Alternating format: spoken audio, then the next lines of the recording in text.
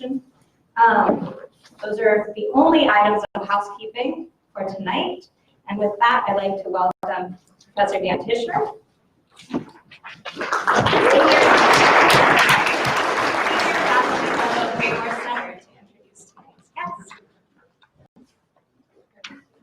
Thank you, Thea. Welcome everybody. I'm delighted to be introducing today's speaker, Jason DeParle from the New York Times. But first, I want to thank the School of Journalism and Communication, which was a major co-sponsor of our tonight's speaker. And Jason had a chance to meet with 2 classes over at SOJC today. So I would say he's a natural teacher, but I'm glad he's keeping his day job. I also want to reiterate with Thea, thanks to the Wayne Morse team. Along with Thea Croman, Christine Waite, Abby Stilley, Ellen Herman, and Rebecca Flynn. And also thanks to all of their loved ones who put up with us being away certain evenings, with the exception of times of loved ones come to these events, which is great too. So now more about our speaker. Jason DeParle is a senior writer at the New York Times and a regular contributor to the New York Times Magazine. Earlier in his career, he was a staff writer for the New Republic, and I'm going to get this wrong, so you're going to have to correct me, the Times-Picayune? Oh, that's not bad, okay. Was also an editor at the Washington Monthly. Many of you also know Jason for his really powerful and influential book, American Dream, 3 Women, 10 Kids, and a Nation's Drive to End Welfare, which is over here on the left side. The American Dream was a New York Times notable book and winner of the Helen Bernstein Award from the New York City Library. DeParle is a recipient of the Henry Luce Foundation Scholarship, the Emerson Fellowship at New America, and the George Polk Award in Journalism. And he's also a 2-time finalist for the Pulitzer Prize. Jason's latest book is titled A Good Provider is One Who Leaves, One Family and Migration in the 21st Century. And this is an amazing work and the focus of tonight's talk. So please join me in welcoming Jason DeParle.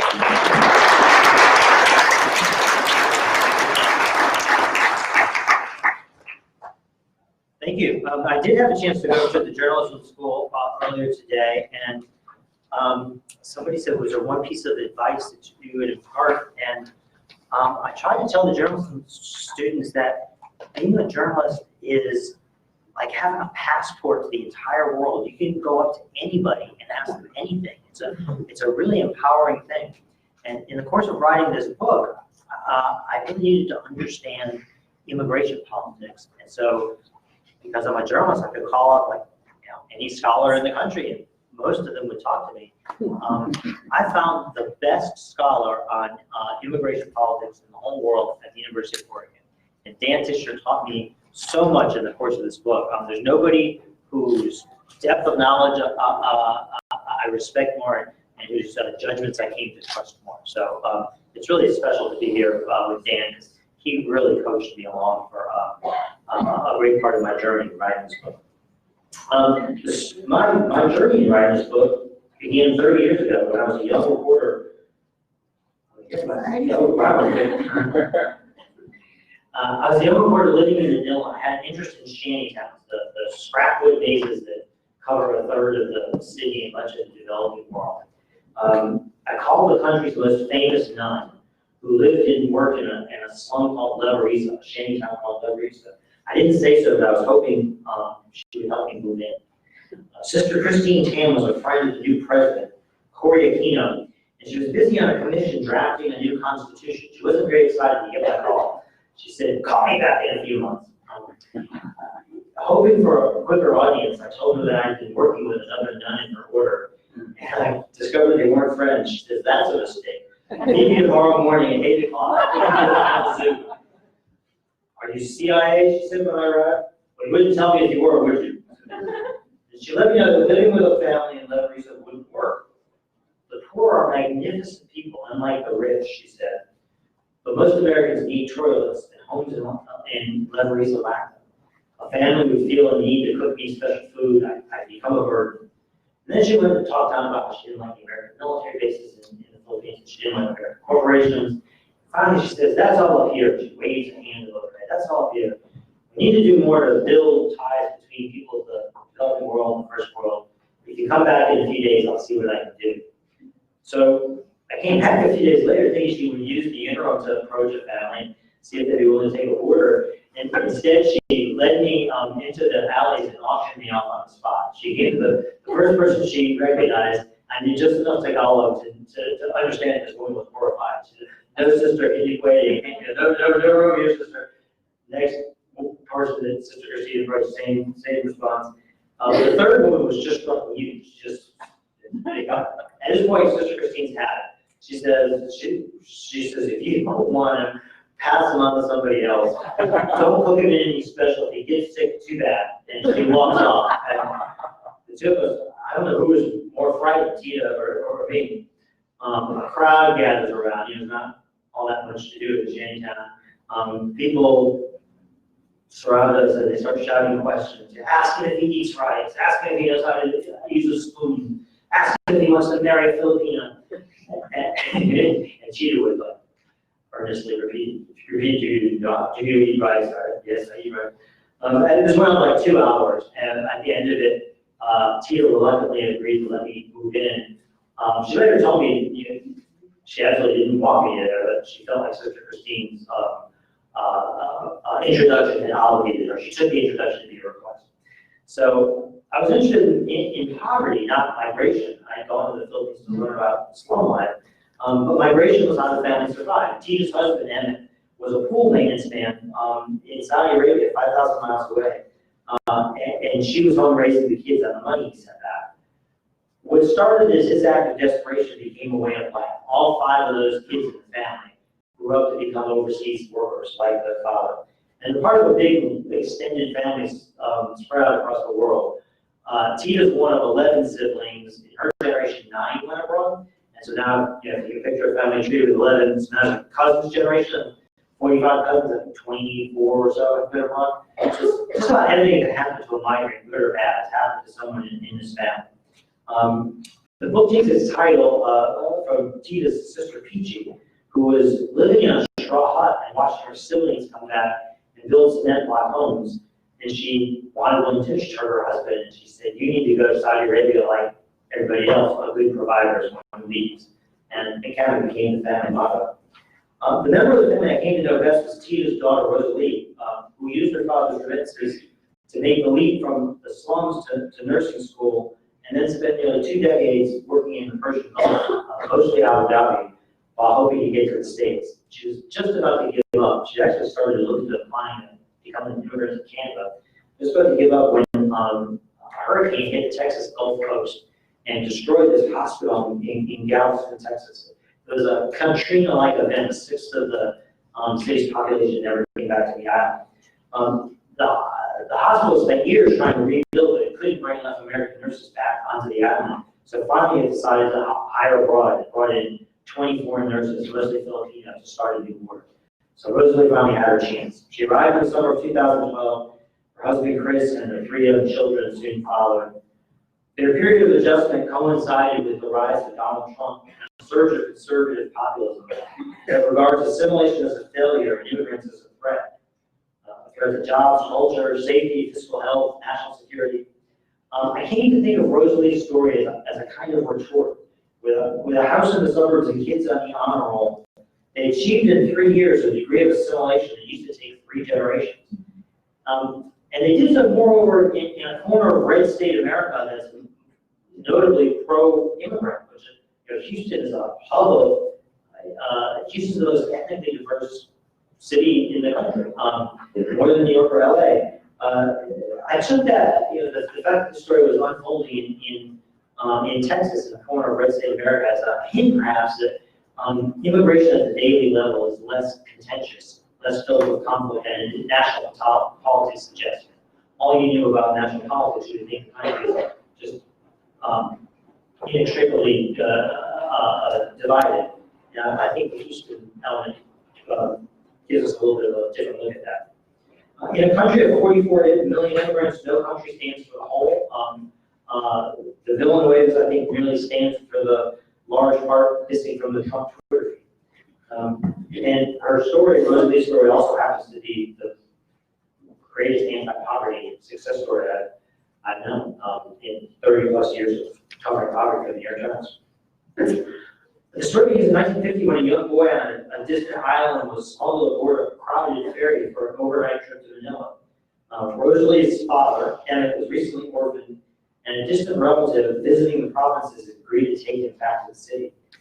Home was La Marisa, a squalid mudflat ruled by warring gangs, where sanitation consisted of flying saucers, bundles of waste wrapped in newspaper and flown into the surrounding canals. It was a grim place, but Emmett liked the tumult of city life. He liked the garish jeepneys, the battle of dialects, the men throwing dice in the alley. He wore his geniality as a shield and was quick to make friends. Drawn to commerce more than to school, he spent his youth in traffic, hawking cigarettes and newspapers. And then in his early 20s, he landed his first real job cleaning a government pool. This is the love story part of the story. He was walking home with his first paycheck when he spied a most beautiful woman he'd ever seen ironing clothes in the alley. That was Tita. Tita had no interest. She thought Emmett looked, she considered him plain looking and called him, quote, poorer than a rat. But his persistence carried the day. Emmett's courtship strategy was to, Tita is in La Marisa working at a factory. She'd go home every weekend back to the province 50 miles away. Emmett would go along and bring fish and food for her grandmother and her mother. He decided this, the way to Tita's heart was through her grandparents. They married in 1967. 5 children followed. In alliterative step, I don't know if there are any Filipinos here. If you're Filipino, you would understand this. The kids were named Rolando, Rowena, Rosalie, Roldan, and Rosalia. Rowena was Rosalie's older sister. Can you imagine as a reporter, you got one character named Rosalie and another, and her brother named Rosalia? That's a hard thing to write a challenge. Rowena, Rosalie's older sister, was born with a heart defect that left her lips blue and her fingernails black and just chronically sick and requiring medicine and Emmett couldn't afford. At one point, Emmett gets down on his knees and asks God, take her or let me have her. Heal her, Lord, or bring her to heaven. And God answered in a mysterious way. Soon after, Emmett got an offer to work in Saudi Arabia. He'd be away from his family for 2 years in an Islamic autocracy where stories of abused workers are rife. But he earned 10 times his minimum pay, doing the exact same work in another country, 10 times his pay. So Emmett accepted on the spot. Took him a week to get the courage to go tell Tita. But by the time I arrived, 7 years later, Emmett was on his 3rd contract. Rowena had her medicine, and the house was one of the few in La Marisa that had a toilet. I think that's part of why Sister Christine had steered me there. That's part of her selection process. So I found my place among the poor. I really wanted to have this immersion experience. I was there. I moved into the shanty. But I wasn't sure what to do, and they weren't sure what to do with me. I didn't have a job. Language gaps and excessive politeness kept me and Tita strangers for a few days. Then she enlisted my help with a project gluing newspapers into paper bags and to sell rice in.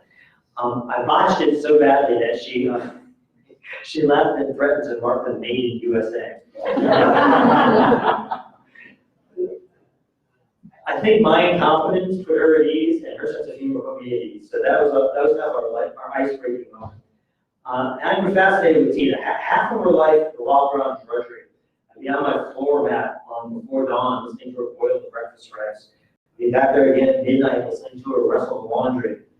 But she had this whole other life going on at the same time, which revolved around slum solidarity. She was a member of Sister Christine's Uplift group, and deeply involved in a program of Bible studies and livelihood projects, essentially designed to answer the question of what would Jesus do if Jesus were a squatter, if Jesus were living in the slums. Tita was the manager of the co-op store. She would buy 2,000 eggs a week and bring them into her home and stack them beneath the fluorescent light to keep away the rats.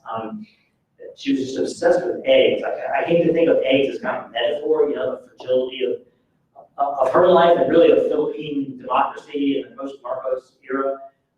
One day I took her to a movie. We're sitting in the movie, and all of a sudden, she slaps her forehead, just kind of like one of those cartoon moments. I thought it was a Tagalog, but I figured I missed the plot twist. It was she forgot to mark on an egg sale. There was always something in her mind, ready to go back to mind about eggs. Between her chores, Tina told me she'd been asking God a question. Why have you loved your son or so many Filipinos poor? It's the central question of faith. Why does God being omnipotent allow suffering? But it wasn't what I expected the besieged woman in the 6th grade education to be so readily able to articulate. When I asked what God had answered, she just laughed. Not yet, as if mocking her own presumptuous attempt to fortify her faith. I'm not sure what I expected to find in a Manila shantytown, but it wasn't a woman in a worn house dress trying to live out the gospel beneath the Tower of Eggs. Rosalie was Tita's main helper. She was a 15-year-old schoolgirl then. She's a 48-year-old mother of 3 now. She always got cast as the shy, beautiful girl, always got cast as the nun in the youth group plays. If you're going to look around the slum and try to pick a teenager who had the gumption to get out, you wouldn't have picked Rosalie at all. There are people who are more strong, seem stronger, people with more vibrant personalities, more outgoing, people with better grades. The B's and C's she took into high school showed no special academic promise. But the most telling line of her transcript wasn't her grades, it was her attendance. Through 4 years of poverty and literal revolution in the Philippines, she never missed a day. High school is where I got grit, she did. There was an interesting, I wasn't looking for a character to illustrate a book when I moved into the slums. I was trying to learn about the slum life. If you just gather a group of immigrants in a room and you're going to pick as a journalist who you would never pick Rosalie. And in writing about her, because she's self-doubting and she's quiet and she's unsure of herself, she's not particularly articulate.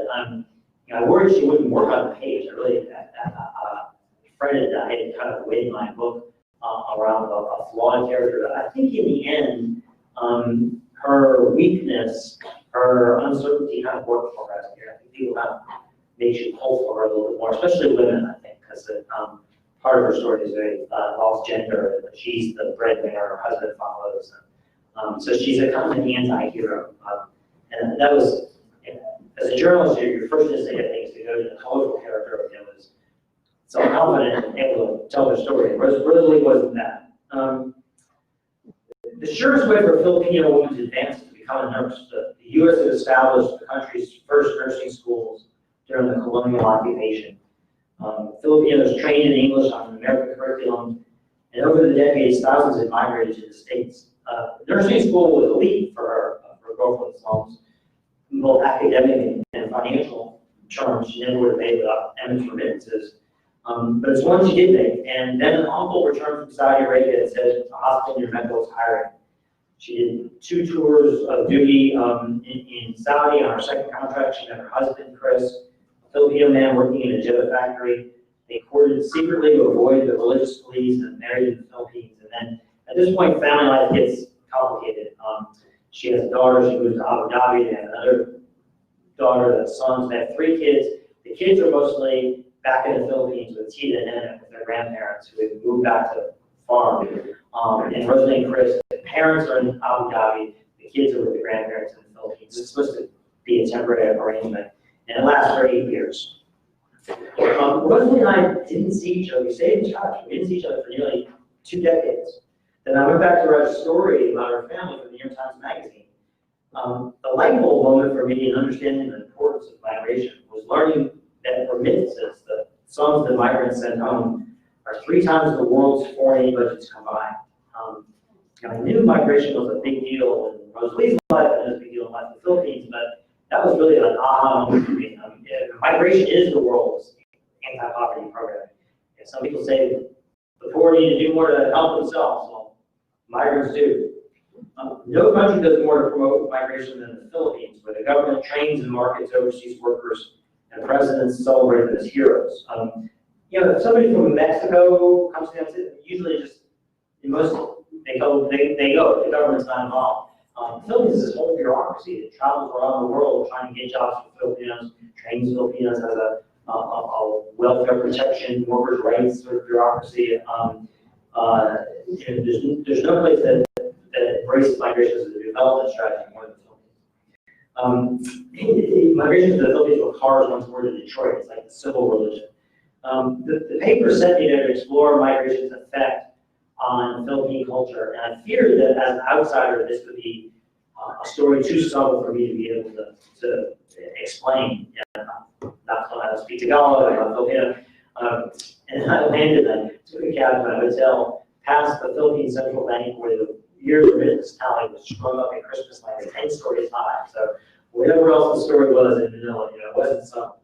A quarter billion migrants have spread out across the globe, and they support a population back home as big, if not bigger. But what characterizes modern migration isn't just its size, it's ubiquity. Ireland has its first African-born mayor. Mongolians do scut work in Prague.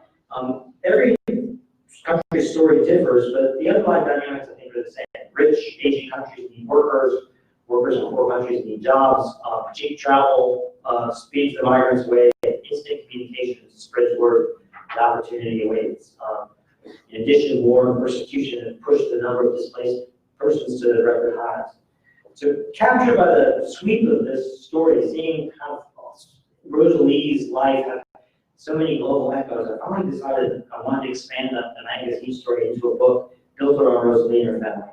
But in narrative terms, I faced a problem. It was mostly a story about Filipinos in Abu Dhabi, and it would seem very peripheral to American life.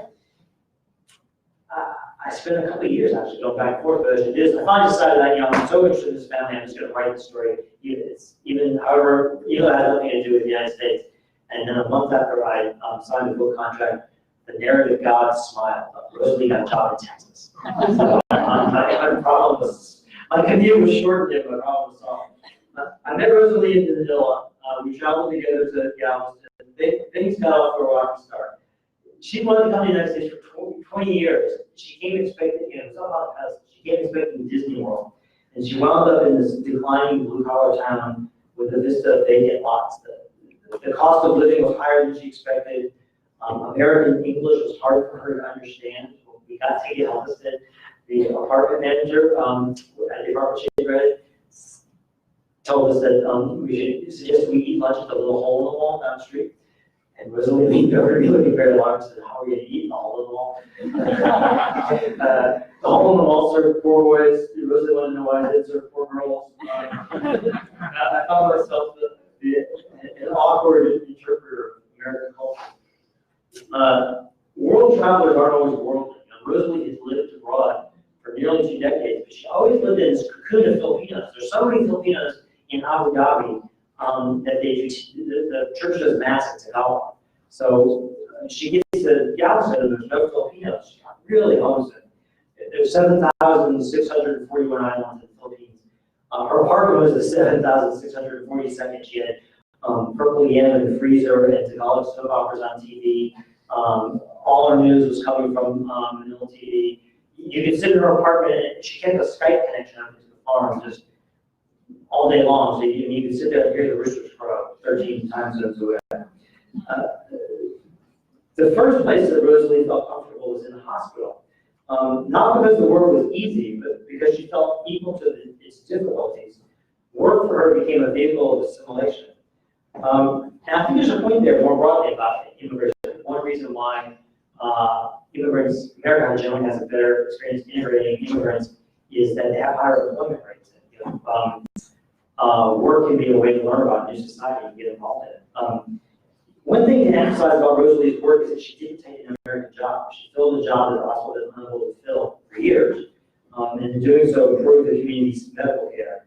Another thing to note is that Rosalie's a really good nurse. So I had suspected as much, but it was wonderful to see it. The hospital gave me a pair of scrubs and permission just to follow her around wherever I wanted. My wife is a health policy official. She said I was a walking HIPAA violation. But the most telling testimonial to my wife was right actually. I can't believe the hospital did that. That's so great. The most telling testimonial to Rosalie's skill nurse, didn't come to the hospital. They came in, Walmart produce aisle where we were out shopping one day, and this woman just runs up to Rosalie and grabs her and says, "Remember me?" And it's clear from Rosalie's look that she doesn't. And the woman says, "GI bleed, bad GI bleed." And Rosalie goes, "Room 13. And it was 6 months. Rosalie couldn't remember her face, but could remember the room. And then the woman had no idea who I was, and turned to me and said, "You could just really tell she loves to take care of people. It wasn't like this was just my job." I heard that a lot. One patient recalled waking up from surgery and looking at Rosalie's face. I just remember thinking she's got the kindest eyes, she said. Another told me it's like she feels your pain. Given all the talk of immigrants taking jobs, I wondered if her patients harbored any resentments along those lines. So I made a point of asking when Rosalie wasn't in the room, and not one ever did. They noticed her care, not her ethnicity. If anyone was going to resent her as for taking a job, I thought it might be an elderly African-American woman I met one night who had a story like that of Zornium person, just about growing up as a sharecropper and being abused by her husband, chopping cotton behind the mule, and she always wanted to be an RN, and she never got to all of a low-paid nursing aid. So I asked, how did she feel about foreigners getting the job she wanted? Though she was black and Rosalie was Filipino, she said she considered themselves part of the same clan, the tribe of low-born strivers. I admire anybody and everybody who tries to get up a little higher. She said, "Don't stop, keep going." It's a really nice moment of class solidarity across ethnic lines. 6 months after Rosalie arrived, the family followed. Christine was 9, Laura was 7, Dominique was 6. After years apart, they didn't just have the challenge of learning to live together in a new country. They were learning to live together, period. The kids assimilated rapidly, but in surprising and contrasting ways. Christine, the eldest, adopted the popularity-seeking ways of middle school girls, snapping selfies by the thousands and posting them on Instagram accounts with names like Christine Cute and Swelfie Queen. I don't know if any of you watch Sweet Life with Zach and Cody very much. There's a character named London Tipton. I think it's kind of patterned after Paris Hilton. This was Christine's idea of what an American should be. So she became, trying to become Paris Hilton. Her teacher groaned, she's Americanizing. Laura was Americanizing too, but it was a special gift for combining her Filipino and American selves. I traced the arc of Laura's assimilation through a story about Rosa Parks. When Laura first arrived in second grade, her teacher called Rosa Parks a hero, but the idea of a hero in handcuffs made no sense to a little girl straight from the Philippines, where children are admonished to respect their elders and obey authority. She didn't listen to the policeman, Laura said, so she couldn't be a hero, and besides, heroes wear capes. A year later, Laura is sitting at dinner, apropos of nothing, says, "I sort of agree with Rosa Parks." "Oh, tell me." She paid her money like everybody else, so it wasn't fair for her to sit in the back of the bus. What Laura admired wasn't just Parks' principles, it was also her politeness.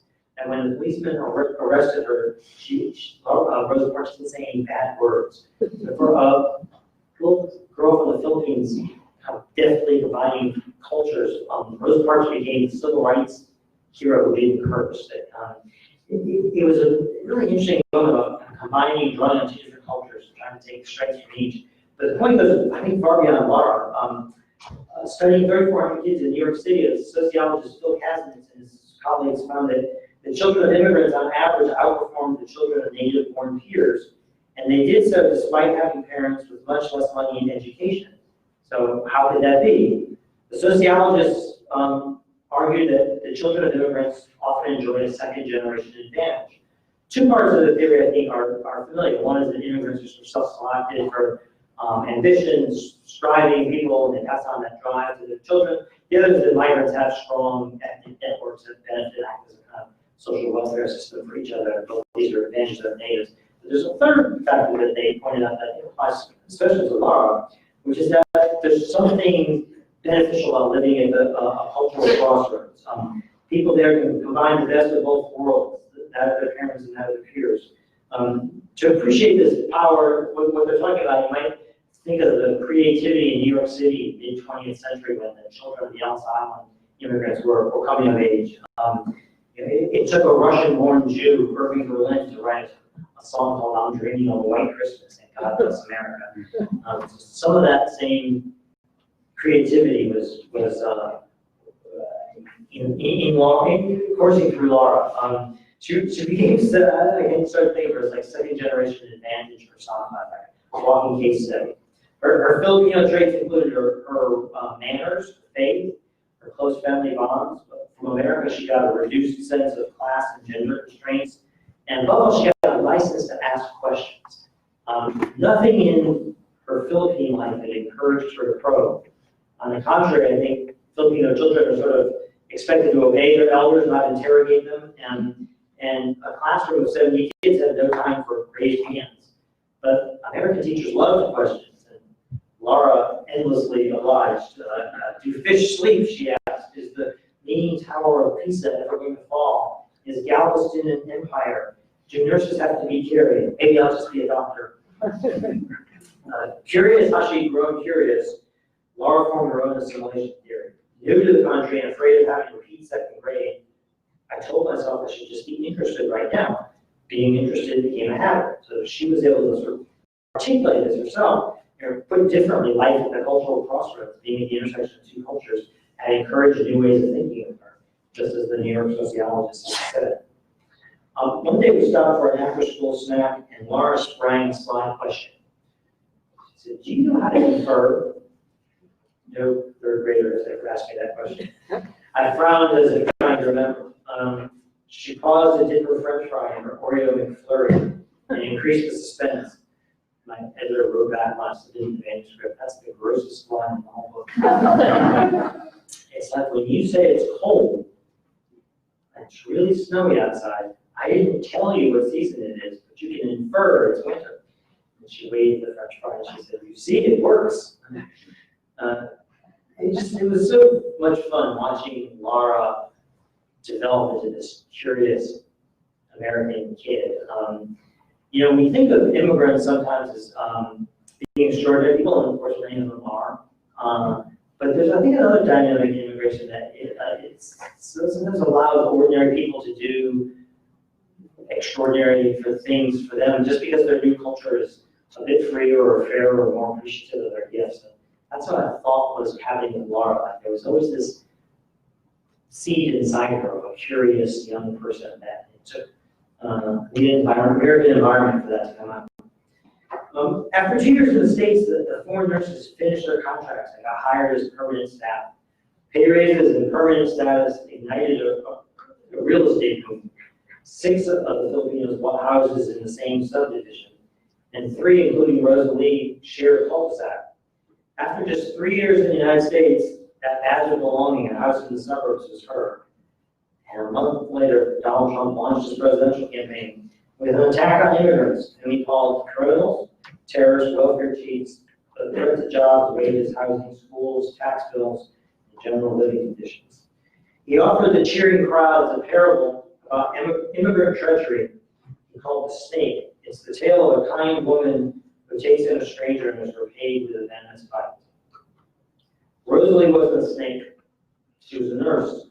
In standard cost benefit terms, her move was a trickle win.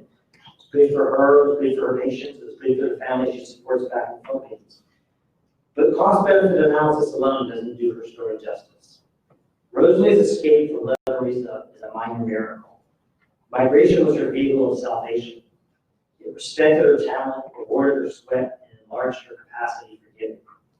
It made her life deeper, fuller, more filled with hope. That her quest ended in Texas is something for Americans to cheer. It's good for your country to be the place people go to make dreams come true. I asked Rosalie how the house compared with the hovel where we met, with the leaves, rats, the crowds, the stench. Oh my God, she told the kids, big difference. Mommy grew up in a shanty. Christine looked up from her Instagram account. What's a shanty, Mommy? She asked. I think I have some pictures. Hold on. It went to sleep. It went to sleep.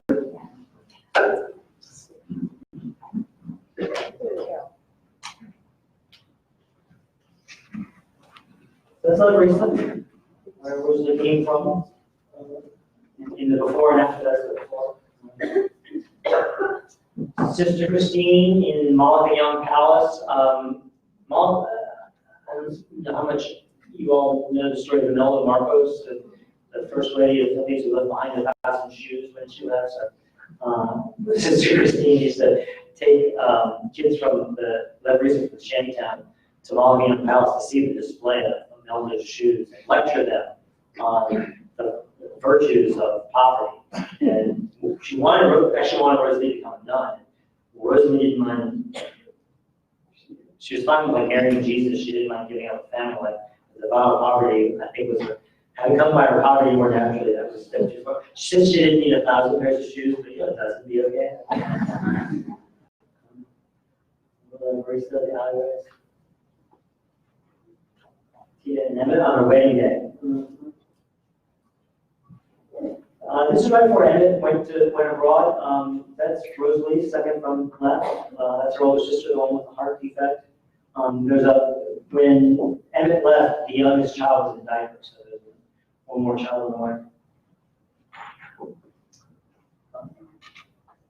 Emmett has his work permit in Saudi. It's because he was. Emmett's a really genial man. I never saw him. Very rarely saw him lose his temper. But one time somebody said something about when parents would leave their kids to take jobs abroad, must not care about their kids. His temper really flared about you can't call it love if you're sitting in a shanty with empty stomachs and the rain's coming down and your child's sick. I sacrifice for my child. Go abroad. It's amazing you're doing the exact same thing 5,000 miles away, maybe 10 times around. So can you imagine that guy shows up on your doorstep and says, hey, I'd like to move in. No wonder Tina was no room sister. That's Tina at the A's. Rosalie's nursing graduation photo. That was a story I did for the Times Magazine about Rosalie. They really struggled to get a cover image. They sent a photographer with me to the Philippines initially. So this is in Abu Dhabi, this picture. The photographer came in and they were trying to get a picture of, I can't remember why, but of Emmett with a cow on the farm, and the cow wouldn't cooperate. So this went on like all day. The cow, Emmett pulling the cow around, and the cow relieving himself or herself while we're trying to. And so eventually they decided to send a photographer to Abu Dhabi, and then the concept she came up with was to be Rosalie standing on the beach. She's paraphrased, you can see the rest of the picture. And Rosalie just didn't understand this. It was one of those things like, why not poor girls? And why do I have to stand on the beach barefoot? But I think she ended up liking the cover. That's the kids when they first arrived. That's Christine left, Dominique, who is known in the family as Boy Boy. And Laura's full name is, on her birth certificate, is Precious Laura Olmeda. Precious Laura is a beauty, Filipino beauty queen. She's named beauty queen. Because an apt name is on the beach, obviously. So this is kind of a funny story behind this picture. We were in New Jersey because Chris, Rosalie's husband, has a cousin up there. Who was having a debutante party, an 18th birthday party for her daughter who lived in New Jersey. So we went to the debutante party, and then we squeezed in a trip to the Statue of Liberty, but we mistimed it and got Christmas late, getting to go back to work. So we were rushing to get back, we had to get off the ferry, then get the next ferry back, and we kind of, it was a confused moment. I know that they're standing like kind of in the Statue of Liberty's armpit. It was that kind of day. It was freezing cold too. It's the classic immigrant Statue of Liberty story, but kind of with a twist. This is Christine in her selfie phase. Laura, my best interviews with Laura were over watching her pick her rice, talking about her school lessons. Most parents would be charmed, I think, by their daughter asking, how to refer. Rosalie was working at night shift. She's always tired. And, trying to sleep during the day, and Laura would come up with these questions, and Rosalie would always say, look it up on the Google, Laura, look it up on the Google. I became a little bit of the beneficiary of that. Laura needed to know when she had something to say about Rosa Parks. She really liked Harriet Tubman, actually, even more than Rosa Parks, because Harriet, the thing that Laura knows about Harriet Tubman is that she risked her life for others, even though they weren't her family. So every Filipino gets the notion of sacrifice for family is incredibly close. That's part of their story was an incredible family closeness. But for her, the notion of doing something for somebody outside your family, opening up a whole new moral barriers. Interesting moment. That's the new house. That's the before and after. And I really didn't need to write a book. I could just show that picture. I did the New York Times when the book came out. So when you write a book like this, you follow them intensely, and then kind of you have to go off and write the book. So by the time the book comes out, I really ended the reporting when Laura was in 4th grade. And, now she's just started high school. So they're different. They don't remember a lot of the stuff that's in the book. There's in Washington, D.C., the hottest restaurant in Washington, D.C. was this Filipino restaurant that has about 20 seats. It's impossible to get in. It's a gourmet magazine, ranked it as the best restaurant, new restaurant in America.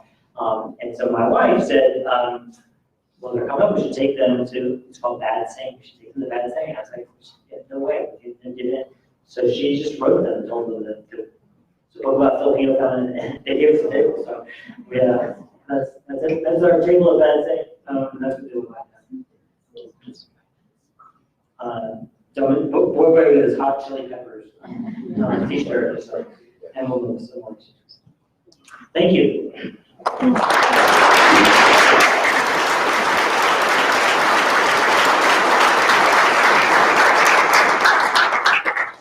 So we have time for questions. So raise your hand. Yes, Julie. Thank you so much. I wonder if you could talk a little bit about the emotional impact on the family of the periods of separation, and what was your perception of that?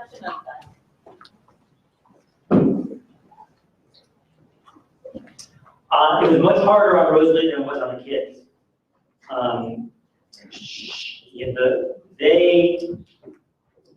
Christine, the oldest daughter, was Rosalie's sister, was also on the farm. So she grew up thinking her aunt was calling her aunt mom, and really almost like thinking of her. She had a mommy and a mom, and she's very close to the aunt. I think that was hard on her. I know it was hard on her. One of the things that happened when they finally came to the States is there was a power dynamic between Mama and Mama. Mama got left behind in the Philippines, but Christine was still favoring the aunt over Rosalie, over the real mother. So Rosalie, as a mother, is you can appreciate this. Rosalie, her daughter, she's finally getting her daughter. All these years of separation, she finds this big stuffed animal, and she named it. She named it Mama. The aunt, and the aunt, of course, is the one with the heart defect. She's sick. So Rosalie's got this really complicated emotional relationship, and she feels responsible for her sickly sister, and she felt really guilty about taking back her child because it was really all that Rowena had. And at the same time, she wants her child, you know. So, and Rowena didn't make it easy. She's a kind of drama person, and so she would. I mean, before the kids landed, she was screaming and crying about feeling forgotten. So Rosalie didn't go back to the Philippines for 4 years after she got here. One of the reasons, I think, is she felt the need to solidify her own family and kind of tighten those bonds before she was ready to go back and share her children back with the family. It was really difficult. One thing I'll say that made a difference eventually, not so much for Rosalie because her kids were young, but for her cousin was Facebook. So her cousin went, there's a chapter in the book about a cousin who goes because of a nanny in Abu Dhabi, and she uses Facebook to kind of stay in touch with her teenage daughters, and that becomes a real vehicle for sharing daily life.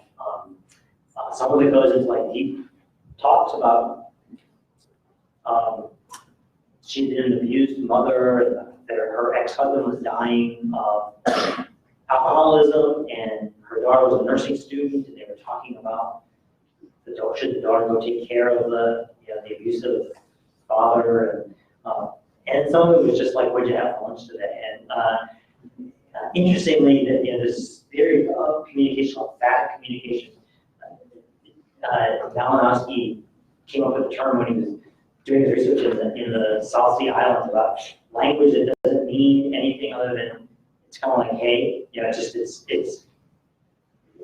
is the form, it is the communication. So they would ping each other like that, and when just getting that hey from her daughter would like make Tess warm inside. And it's a real difference in the earlier generations. There's a famous film about it's an old film called The Knot, which is about a nanny who goes abroad and leaves her kids. And in that, there's a scene where she's trying to call home her daughter on her birthday, and the employer comes in and she has to hang up, and she's not allowed to use the phone, and the daughter then knows that she calls them. It's a real illustration of how different it was before. And that came out in 1999, so like right before cell phones became prevalent. But back in the storyline of The Knot, she gets home after these 2 years of real isolation from her daughter, and she doesn't know where her daughter's allergic to certain foods, and she doesn't even know what her daughter eats. So that's the kind of part of the film. Well, in Tessa's case, she not only knew what her daughter eats, she knew what her daughter had for breakfast, because they're just in constant communication. If you go back and see that film, which isn't old, it's only 1999, you see the real difference in the amount of communication that this new technology is allowing. So we have a microphone too, if you don't want to have to project.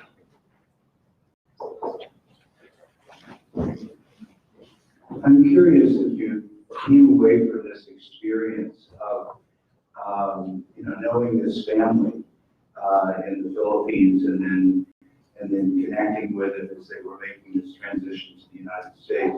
If you came away from that experience being able to identify, I don't know, the 4 half dozen or so factors that really contributed to their success.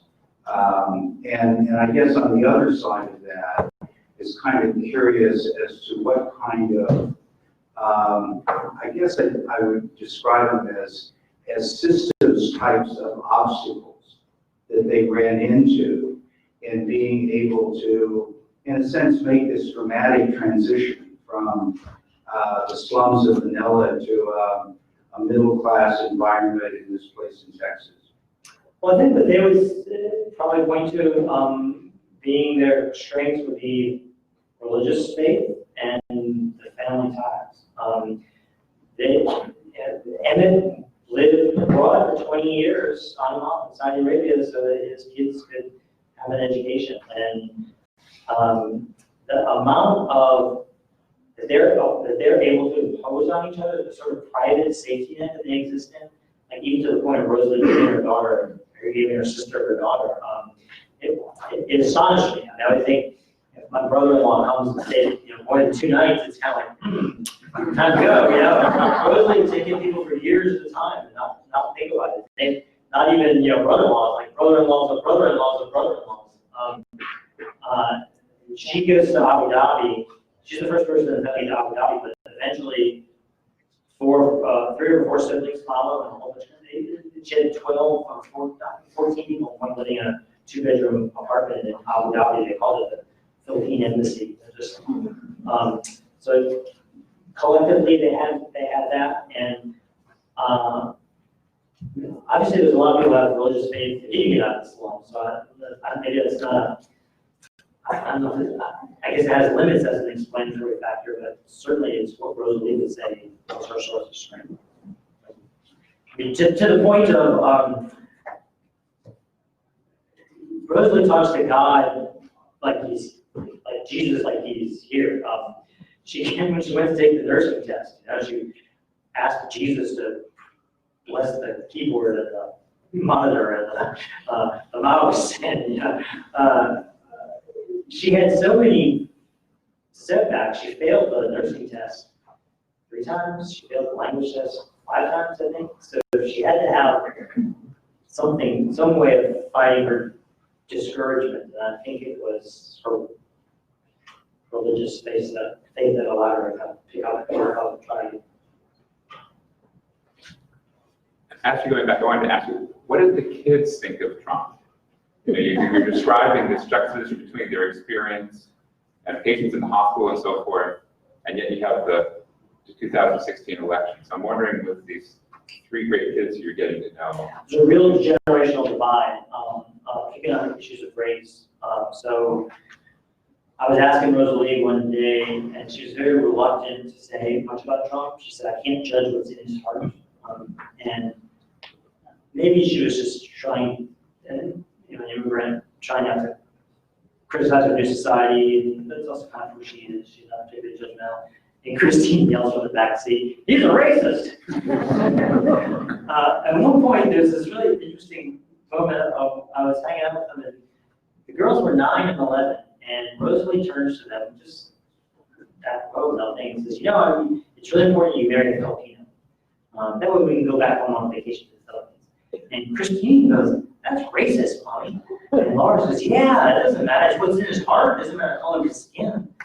And Rosalie kind of doubles down. Like, no, he's got to be Filipino, so we go to the Philippines. And they double down. And it was a revealing moment, I thought, just how self-consciously and deeply they had sort of imbibed the surface, at least, notions of a multicultural society. So hold on, we have a mic right here. We'll come to you next, okay? Okay. Thanks so much for your work and for the story that you bring up that really humanizes what can be obscured by statistics. I was struck by what might help also explain some of the last answer that you gave, the importance of the structural piece of immigration policy that I didn't hear as much about, where part of presumably why the individual characteristics are able to help with the resilience. The reason that they were able to come to the United States was not because they were in poverty in Manila, because she was a trained nurse.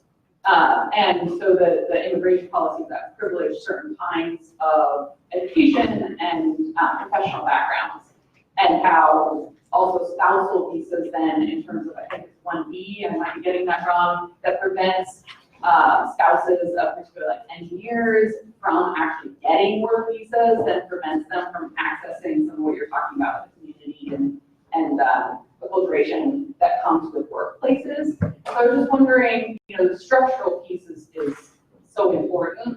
If you could talk a little bit about where you see immigration policies factoring into their story or other stories. Oh, well, clearly, the nursing story in the Philippines grows out of the colonial occupation. So the Philippines became a U.S. Territory because of the Spanish American War in 1899. The Rockefeller Foundation arrived in 1906 and set up the first nursing school. It was a sort of a paternalistic colonial thing to give the Philippines, not migration, not to bring it to the U.S., but to train nurses for the Philippines.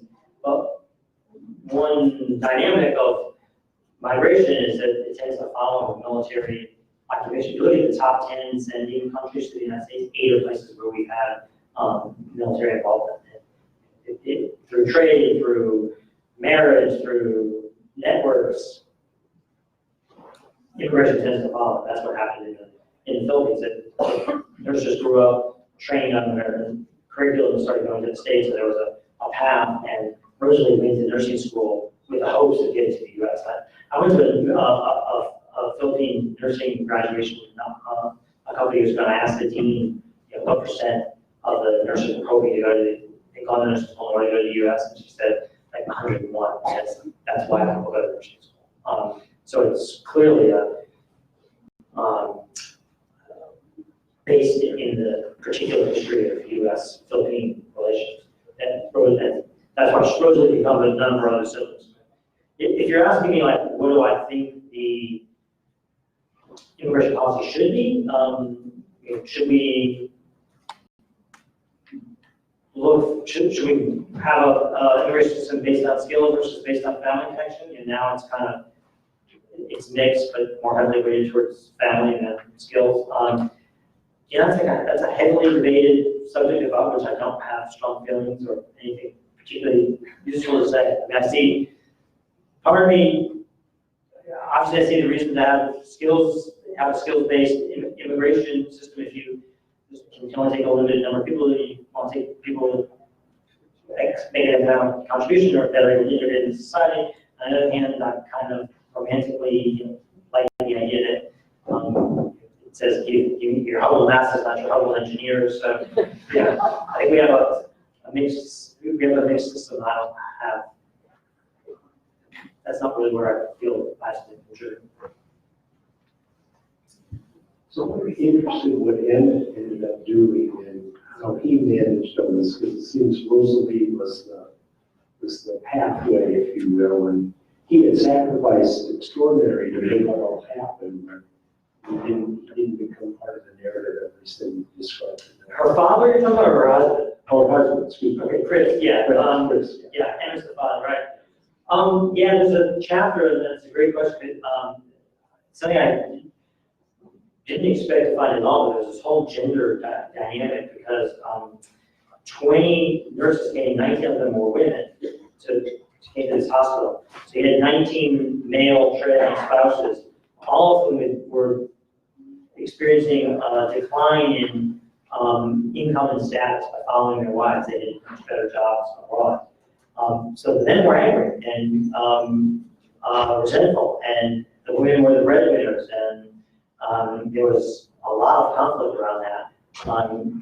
It didn't take, you didn't have to be an investigative reporter to pull this story out. Like, I would just meet people and they would volunteer this. The head of the Filipino Association of Gallup told me about the first time I met him about cheating on his wife, just to show her that he wasn't going to be subordinate to her. Because the conflict was really pretty raw. One of the other nurses' husbands was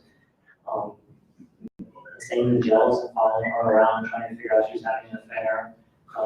One guy kind of dealt with it by saying, pretending he didn't have an ego. He said, "I'm the man in life," and he wasn't working. He was home raising the kids, and she was working. So I started reading ethnographies, and I thought, again, this was like, I didn't know reference point for this. It turns out like this is a thing. So there's a great ethnography of Vietnamese in Philadelphia. It talks about the women bending over backwards to kind of keep the men's egos built up because they needed a strong man for their kids. And there's a study of the Indian nurses that had the same dynamic, a study of Salvadorans in San Francisco. This migration is feminized globally. And I think that that dynamic and what it means for men, what it means for their family life is an underappreciated story. I think the initial hope was that it'd be a pure story of empowerment, and women would break the bonds of patriarchy by getting the jobs, but it's much more complicated for them because they want to keep their families. Rosalie, the last thing she would want is for the family to break up, so she had to really kind of bend over backwards to accommodate Chris. That's one example. When she finally buys a house, she took out the mortgage, her name alone, but put his name on, both their names on the deed. So he got half the house, but she got all the debt because she didn't want to trample on his status as head of the family. I just wanted to follow up on the question of sort of the immigration status of the family now. She came in and presumably after the 2 years got permanent residency. Have they become citizens? Do they want to be citizens? Because that kind of feeds into the whole Trump question too. I mean, do they feel vulnerable because of immigration? Yeah, she had a great, they all had green cards when they came. So she came as a permanent resident. She had a contract to stay at the hospital for 2 years. That wasn't an immigration, that was an employment contract. So she could have broken it with a financial penalty, but that was unrelated to immigration. But in response to your question, yes, they're studying for citizenship. So when Rosalie first arrived, I was in Washington, D.C. I took her to Washington. And I took her to the Lincoln Memorial. She had no idea who Abraham Lincoln was. And I mentioned her historian, but she'd been trying to come to the United States for 20 years. I was surprised at how little she knew. So fast forward, last time I was in Houston, they picked me up at the airport. I get in the car, and we're pulling out of the airport, and all of a sudden I hear, "What did Abraham Lincoln do?" 5 people in unison shout, "He freed the slaves." And it's this citizenship tape that they're all studying. And so we're listening to it all around Houston. So, how many senators does each state get? The 5 of them answering. So Rosalie's civic lessons have advanced greatly. Her initial arrival. Is there a student who wants to ask a question? We'll definitely get you guys, but can I encourage the students to demonstrate? Thank you. While you're walking over, one other thing about that. I made a point of reading as much as I could the restrictions for anti-immigration literature. And we were talking earlier, there was a writer named Mark Krikorian who, one of his critiques is that immigrants aren't dividing our civic ethos. In his view, because multicultural elites no longer force them to learn, study traditional American history. And so this is one reason why he thinks assimilation is bad. These kids were in the Texas public schools. They pledged allegiance to the American flag, and they pledged allegiance to the Texas flag. And Laura was coming home talking about Rosa Parks, and Dominique in first grade skipped into the house and said he learned that Abraham Lincoln gave spaghetti address. And I mean, it made me think. It was an interesting place where I tried to take the argument. I looked at this seriously because it didn't align at all. Maybe in Oregon, they don't have to say they pledges allegiance, but these kids were getting exposed to America's traditional civics. So I was wondering sort of what the family's faith life looked like after they arrived in the United States and sort of how that expanded after like assimilating into like American culture. How did that like? That's a good question. Interestingly, it's not so much church-based. Rosa's got like a prayer circle. She is part of a church, but I think she finds it more meaningful to pray with this group of mostly they're all Filipino. They have preachers from the Philippines. They're Catholic, but they're kind of evangelical style Catholics, and they did a lot of this in Abu Dhabi. They have big prayer rallies. It's kind of it's a Protestant style of Catholicism, really. Last time I was in Galveston, Rosalie was very excited because there's a Santa Nino that books up like a year in advance. It goes from house to house, and your house can have it for a month or something. But one time she booked it like a year and a half in advance for Dominique's birthday. So Santa Nino was in our house when I was there, along with lots of other Santa Ninos. Her religious practice is daily, but not particularly institutional.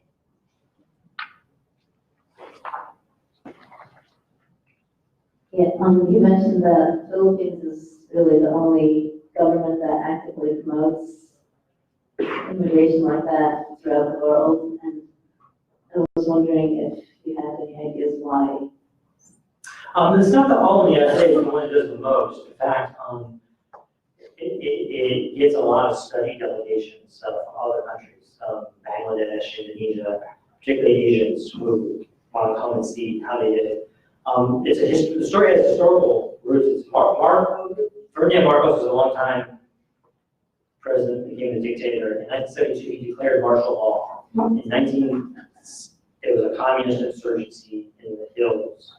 1973, the oil embargo hits, and oil prices quadrupled within a few months.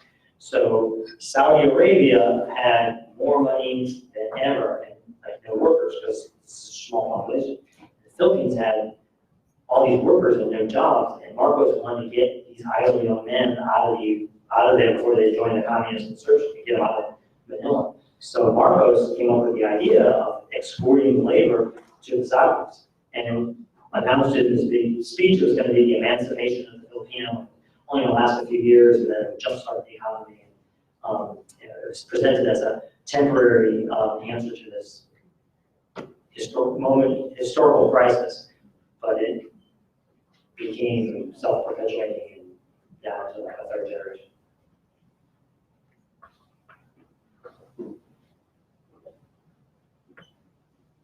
I was interested in your comment about the correlation of individuals who immigrate to the United States and countries where we have, occupied the citizenry or been at war. You said we were 8 of the top 10. What are those 8? Oh, so Vietnam, V1, Cuba, is another, Korea, El Salvador, Mexico, Philippines,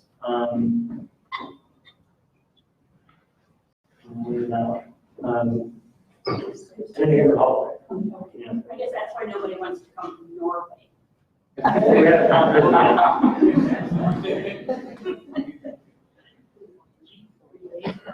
My question is regarding the reporting of immigration, whether that be through policy or even just personal stories. Throughout your research, you've done this for a long time, did you notice a shift in how reporters were telling these types of stories? Did you think that what you did was something more unique? I was just curious if you've seen a shift, whether that be in the 20 to 30 years you were doing this, or perhaps a more recent shift, probably citing the current presidential administration. I think the